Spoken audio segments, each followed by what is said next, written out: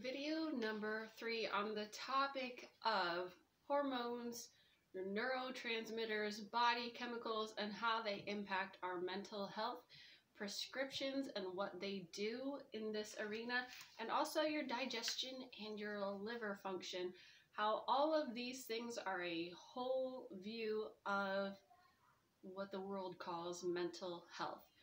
My name is Melissa. I am a biblical counselor. I have my master's degree in biblical counseling.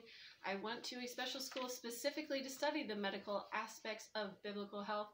And my goodness, we have learned a lot since then through the medical testings world. This is to help you to be very, very confident and educated and aware of how your body works and how your mind works and how the spiritual world impacts the physical and the physical impacts the spiritual. And so if you are feeling symptomatic in these areas, you can really troubleshoot some things on your own and don't have to go to a doctor blindly. I'm not giving medical advice. I'm giving you information because I truly believe the patient needs to be their own advocate. You cannot just blindly assume that that everything that a doctor says is going to be the best route for you. I believe that you can know and educate yourself and know better than anybody, and have the opportunity to know that about how your body works, how your mind works, what your life situation is, but what a doctor is excellent at, what they can offer for you, and sometimes you could actually get these on your own, are a hair mineral tissue analysis. You cut your hair to the base, and they will burn it, and then they will test your mineral levels, your magnesium, potassium, copper, iron, things that are bound in your tissues, not just your blood, because a lot of times when the chemicals and the minerals in your body are not moving through your blood, they're actually being stored in your tissues, and it's really important to know those levels. The second test that a doctor can help provide you with, often a functional medicine will be looking at this, is the Dutch test. It's a dry urine test for chemicals and hormones. And that is probably where this particular video on serotonin, dopamine, norepinephrine, and GABA explained. That would be the test that you would take. What they do is they look at the organic amino acids, which are like the after product when those hormones or neurotransmitters have been utilized in your body or produced in your body. They will leave remnants behind. And when you see the high levels of those remnants or the low levels, then you can see what has been being active in your body. And so a Dutch test will cover these. You have to make sure that they do the organic amino acid compound of it. But that's what the Dutch test covers. And a blood test will usually cover your serums and what is moving in your body. Those are helpful, but I don't think that just one on its own can give you the full spectrum picture. So if you're going to spend $1,000 to run the whole thing, then that is what a doctor can offer for you. That offers information and then an analysis of those levels so that you can figure out what you need to do to get those in a healthy moving rhythm. Which, if you want to listen a little bit more about that, that was in my second video in this series, and that one talks about the 7 physiological triggers and solutions of poor mental health. When I say mental health, I don't think you're crazy. That's just the term that people use. And also understanding the progesterone, estrogen, stress component to all of this. That's the first video. The next video is going to talk about the prescriptions for antidepressants, psychotics, anxiety, medications that treat the different levels of serotonin, dopamine, norepinephrine, and GABA in your body. And then the last 2 videos in this series is going to cover, the first is your gut, the digestion process, and your thyroid and liver, and how all of those work together. Now, before I go any further, I just want to say one more thing. The word norepinephrine, which means, well, it's for your noradrenaline, which means near your adrenal glands. Norepinephrine is it's adrenaline. Epinephrine is straight up adrenaline. It works on your heart. Norepinephrine works on your blood vessels, but I'm just not going to say adrenaline, noradrenaline every single time I say norepinephrine, epinephrine. So I just want you to know that's what norepinephrine is.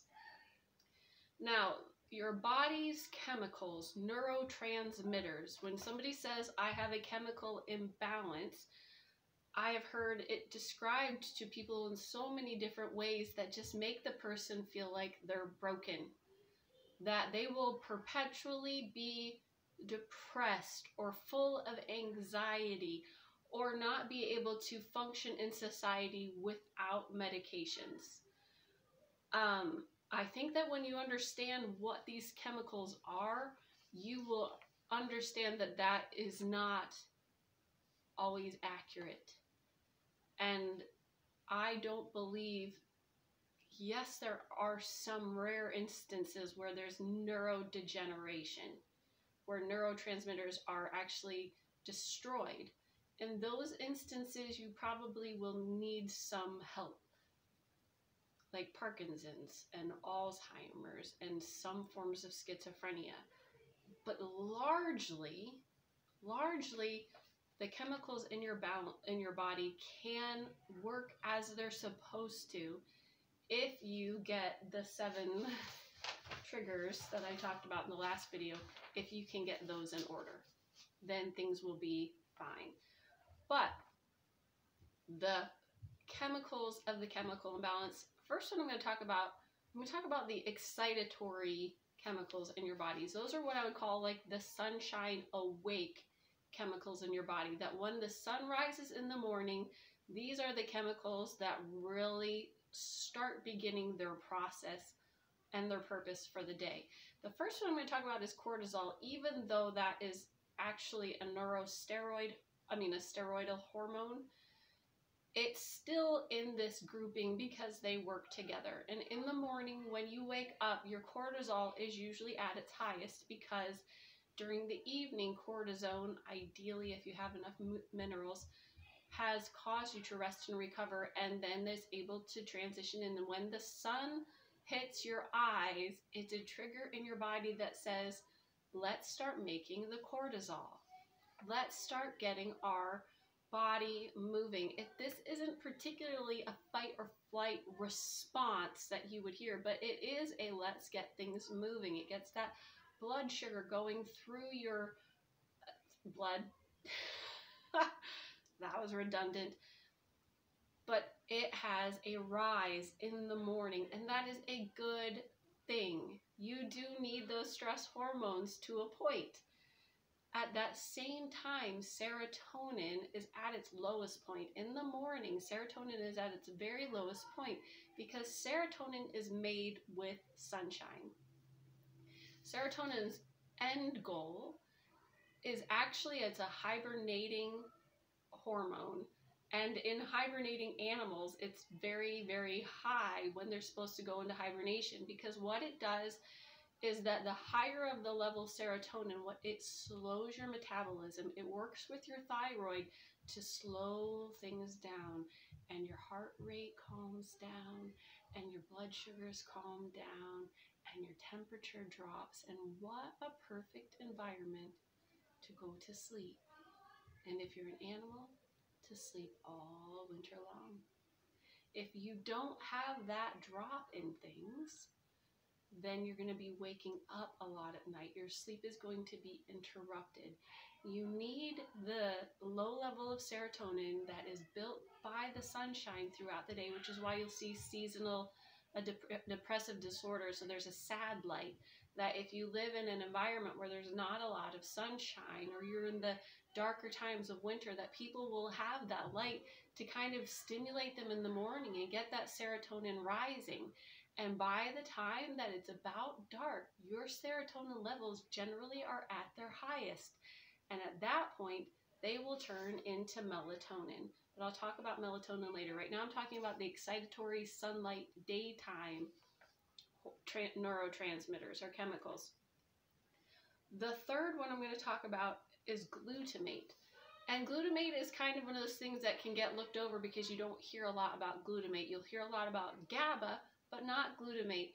And I actually first really became like, oh, about glutamate when I was studying minerals, because I like to collect books. I know this is a little bit of a sidetrack, but I collect books of different cultures and what they cook because I feel like you understand so much about a culture and a people by what they cook. You understand their economy because of what's available to them, etc., etc. So much can be learned by the food of people. And I happen to be reading a book on Japanese food. And I was also reading about minerals and excitatory hormones and neurotransmitters. And one of them said that glutamate could have negative effects. And so I was like, well, what is glutamate? And then you hear monosodium glutamate, MSG. And then it kind of goes into the Chinese food syndrome, that people who aren't used to eating Chinese food and then they eat an overabundance of it, they get anxiety and they get constricted blood vessels and they get, you know, lightheadedness and heart palpitations, and that's Chinese food syndrome. And so then I thought, well, what foods contain a lot of glutamate? And I looked in it, shiitake mushrooms, and there's just soy, and tofu is made of soy, and almost the Asian food has a lot of tofu in it. Almost every meal can have tofu and soy products in it. And I thought, well, how is it that people who are eating so much glutamate don't have crazy levels of anxiety? Because soy also has an estrogenic factor to it. So how is it that they're not overstimulated? But then when I started looking at the mineral side of things, you look that shiitake mushrooms have the highest level of copper in any non-meat, like a produce side of things. So it has that copper, but they also, in the coastal regions, there's a lot of oysters which have retinol, and eggs are in a regular abundance in an Asian diet. At least in this Japanese cookbook, it was oysters, eggs, tofu that's made fresh is made with magnesium carbonate, which is the magnesium source that you need, and then B vitamins, which are found abundantly in the bran, the external part of rice. So yes, they have an abundance of glutamate in their foods, but they also have the key factors to what turns glutamate into GABA. And GABA is the rest and recovery mode of glutamate. So you have to look at neurotransmitters, that they have an excitatory and then they have a rest and recovery. That's so important to understand, that if there's something that happens between the excitatory and the rest and recovery, if that enzyme that switches one from the other, if that mineral isn't there, then you stay in an elevated anxiety, anxious scenario. You need both. You need the daytime sunlight excitatory. You need the dark rest and recover calming. The problem is when one doesn't transition to the other, or one doesn't build up enough to have enough of the other. So we have cortisol, serotonin, glutamate, and dopamine. Dopamine actually inhibits glutamate's release, because your body, God created it. It is so ingenious. So many people who don't believe in God say Mother Nature just made, you know, it's just miraculous how Mother Nature caused the body to do and intuitively know these things. But we know that it was God, that when there's too much dopamine, which is an excitatory factor in your body, it's an excitatory neurotransmitter or neurohormone. If you have that and glutamate, it can be just too much. So as your dopamine rises, it inhibits the glutamate from rising as well. So it is, God tries to keep things balanced. Now, it's important to understand that, because your brain knows what is too much. And if you have too much, your brain will cause an effect to happen to lessen it. And that's good to understand. But when I'm talking, so I'm moving now to the dopamine side of things. Dopamine, and norepinephrine, those are called catecholamines. I think that's the term of it. And dopamine is probably what you will hear the most about when you hear mental disorder, mental illness, because dopamine is extremely powerful. Dopamine in excess is what creates methamphetamines, what creates LSD. So if you imagine that somebody who has a surplus of dopamine and can't stop it from rising, they're going to have hallucinogenic effects. Dopamine also causes movement. So when you have a neurodegenerative problem, which is usually caused by over alcohol consumption or drug consumption, sometimes pharmaceutical drugs, retinoids, can damage the synapses that inhibit dopamine. So when those chemicals come into your system and damage things, or a car accident that can cause brain damage, then you can have excess of dopamine. And excess of dopamine causes tics and excess movement and hallucinations. And that's where you'll see schizophrenia. But also a cofactor in schizophrenia, and you'll see this in Wilson's disease, where your body can't bind copper into ceruloplasmin, side by side of the damaged neuron synapses and transmitters, and you'll also see excess unbound copper. Nobody knows exactly what causes these things, but they're both there. So we've already talked a lot about in my videos about the importance of retinol, not a retinoid, but retinol, which is the active form of vitamin A, with copper, because you don't want unbound copper in your body, and you definitely don't want it storing in your tissues. It is toxic to your body.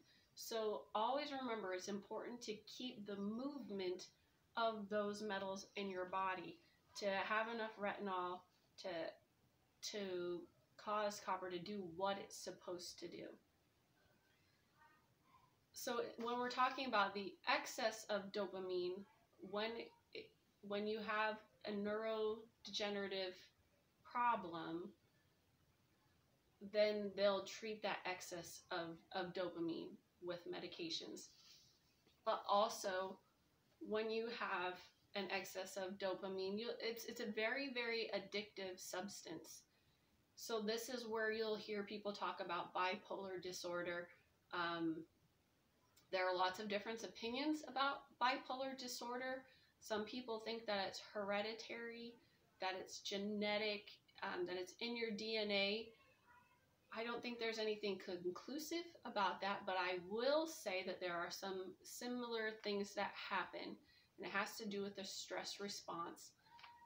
You can see they've done testing in rats that when the parent-child relationship, when there's a trauma, when the mouse is very young, that they will then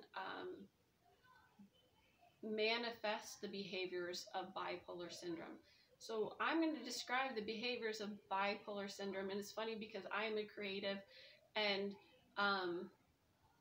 people say that when it comes to creatives or high IQs, that with the exclusion of bipolar, creatives don't seem to have very many mental illness problems. And so I just want to say that, because if you look at bipolar as, yes, it has to do with chemicals, but it isn't necessarily in and of itself, it's not a sickness. It's a behavioral attribute that also relates to bodily chemicals.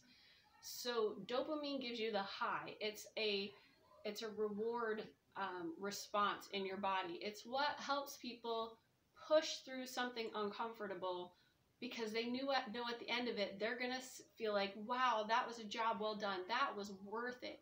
and dopamine and cortisol can kind of rise together. So when people are younger and they have a traumatic event in their childhood, and this is why it does seem hereditary, because usually parents who can't deal with stress well in their own life will manifest trauma in their children's lives. And so then it is a cycle, and you will see it amongst siblings because they come from the same parent line, they come from the same family line, they come from the same grandparent line who haven't learned how to deal with stress. And so then there's usually perpetuated trauma, and then people don't learn how to deal with trauma.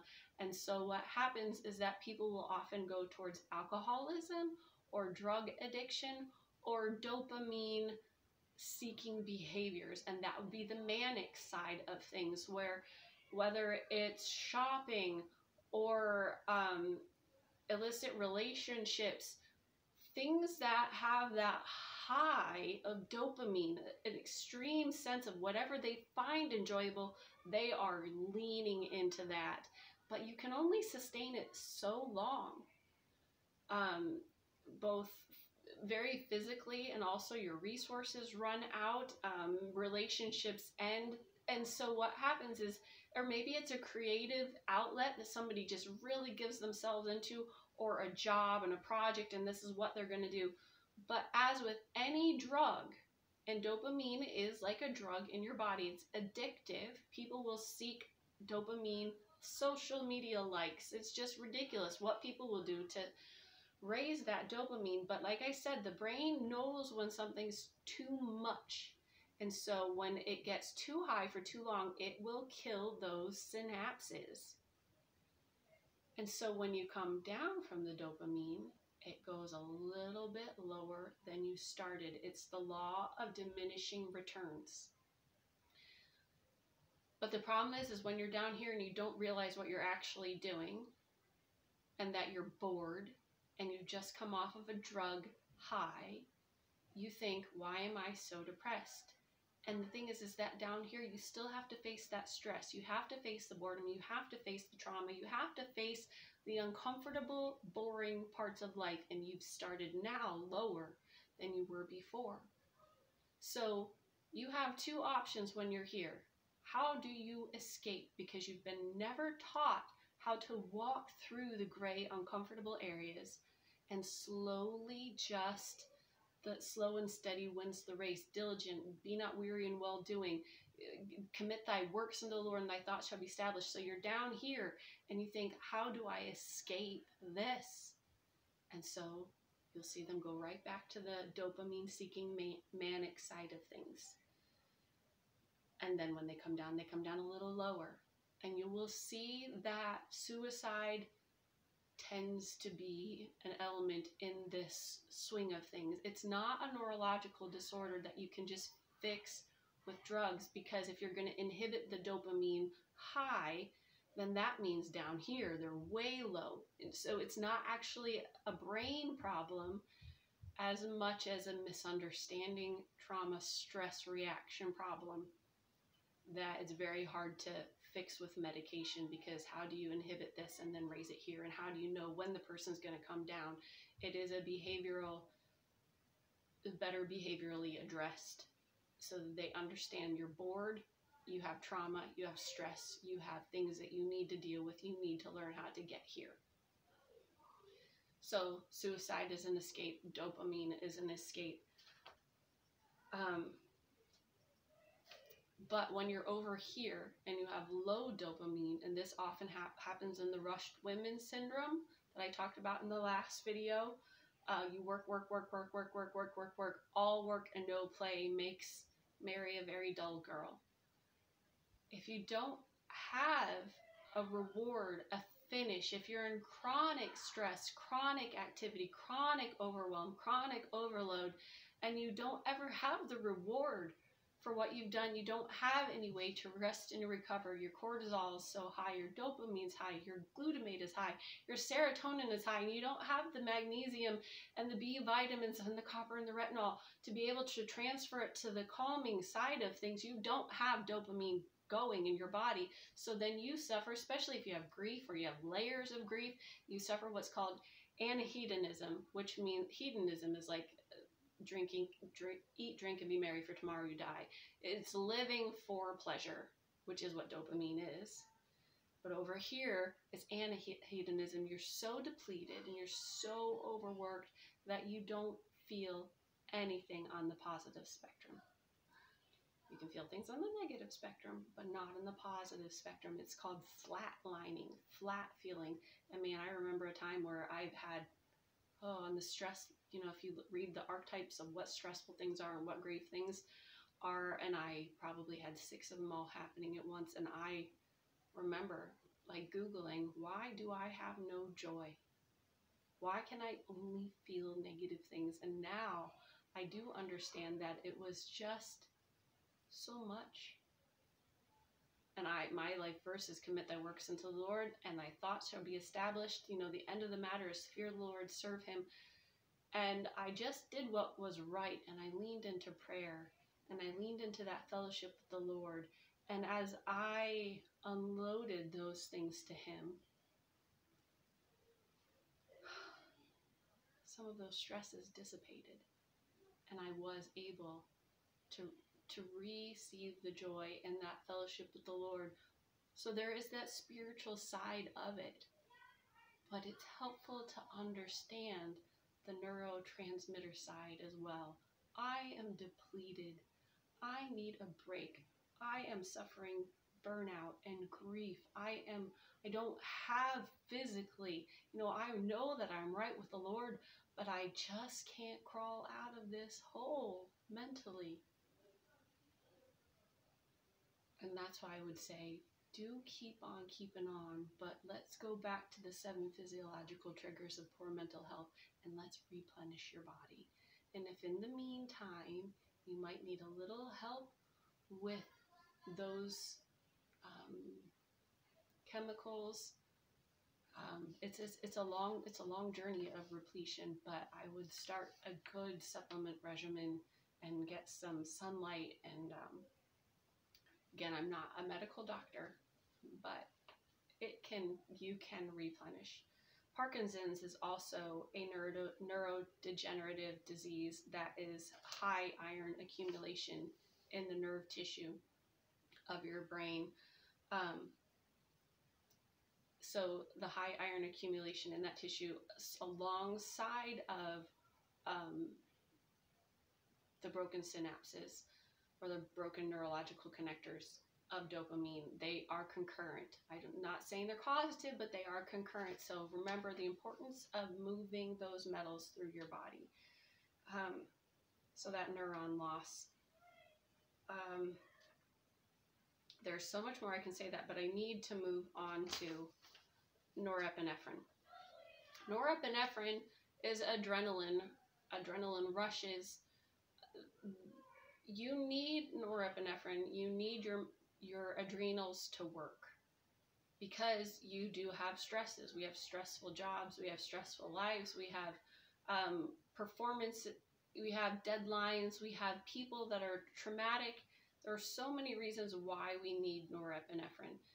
And it's important to nourish your adrenals with what they need, the minerals that they need, specifically magnesium.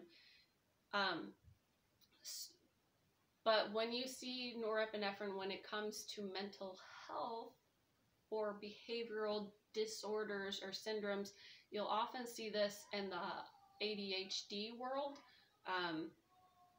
People with the manifestation of ADHD, they are not unintelligent. They are adrenaline motivated. So often in the treatment of ADHD, they'll have something that has a norepinephrine reuptake inhibitor in it so that it keeps the adrenaline in your system going. Norepinephrine works on your blood vessels. It constricts your blood vessels so that you have a higher blood pressure, higher salt pumping through your body. When you have that going on, you just focus better. And there are some people in the ADHD world, you see a lot of them in CEO corporations. There are people who are a hyper brain, hyper focused when it comes to deadlines, and they need that push, like the deadline, to be like, oh, I'm so excited, I'm going to get after it now.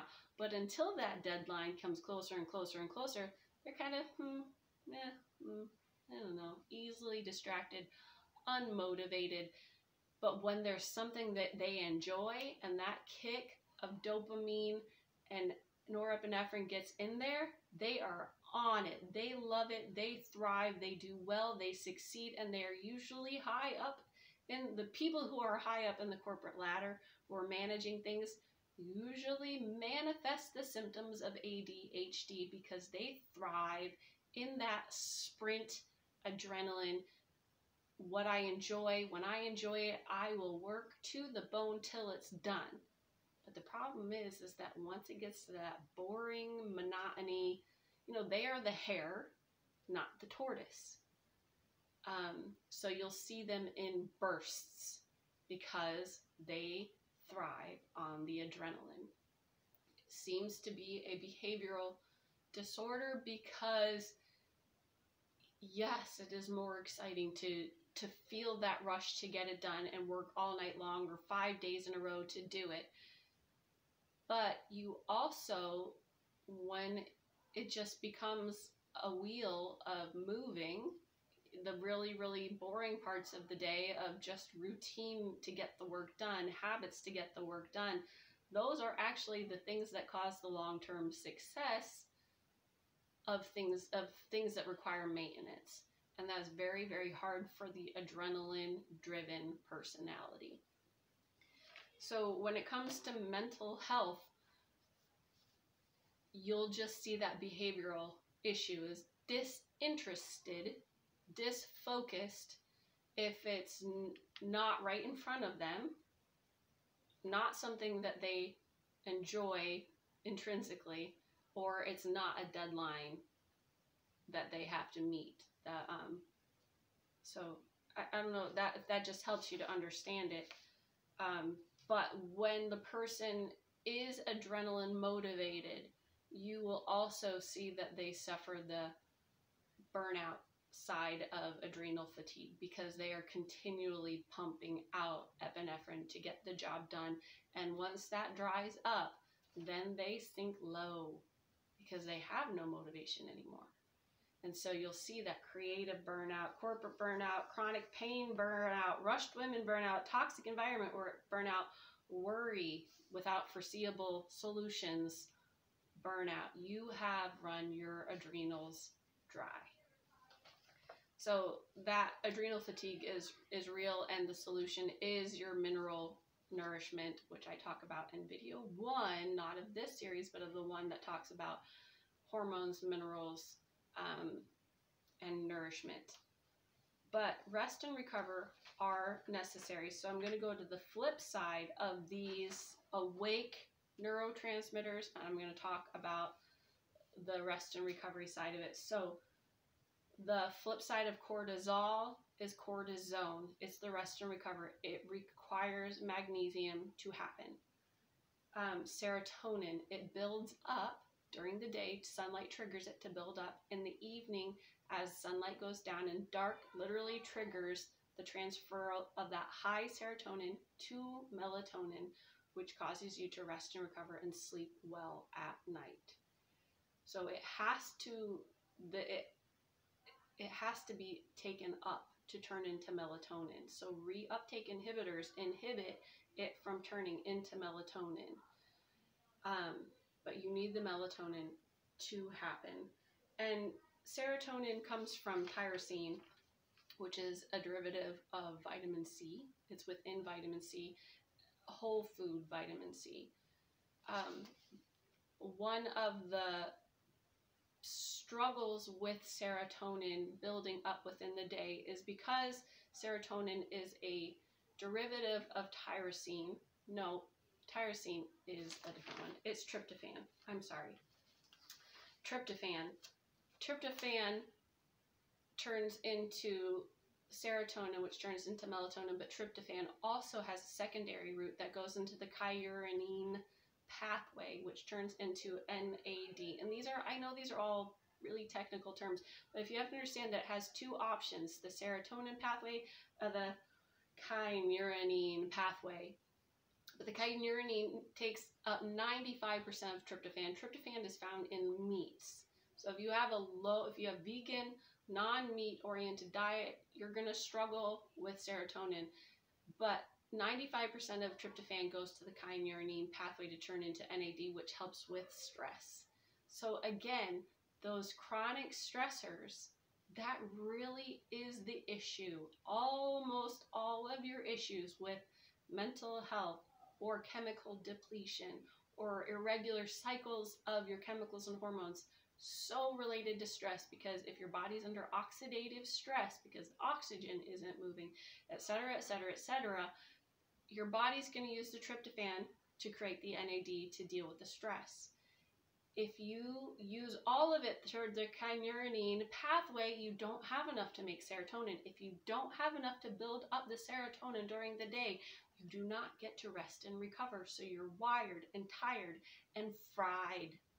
You must focus on what it takes to get to the rest and recover mode. That's why we have a society of people who are living off stress hormones and in burnout. So the serotonin, the goal of serotonin is to rise to such a point that it triggers the sleep, recover, melatonin, hibernation mode. Yes, serotonin helps with things during the day like your gut function, your smooth muscle functions, and so that it really, really aids in regular digestion if it's at a healthy level. Too high, you get constipation and diarrhea. There's all sorts of things that happen when it gets depleted or in excess.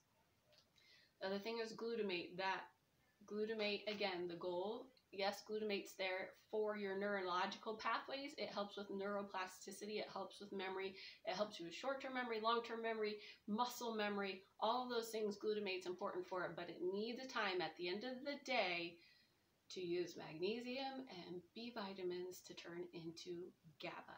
And I'll talk a little bit about GABA in the next video on what are the different drugs, the antidepressant, anti-anxiety,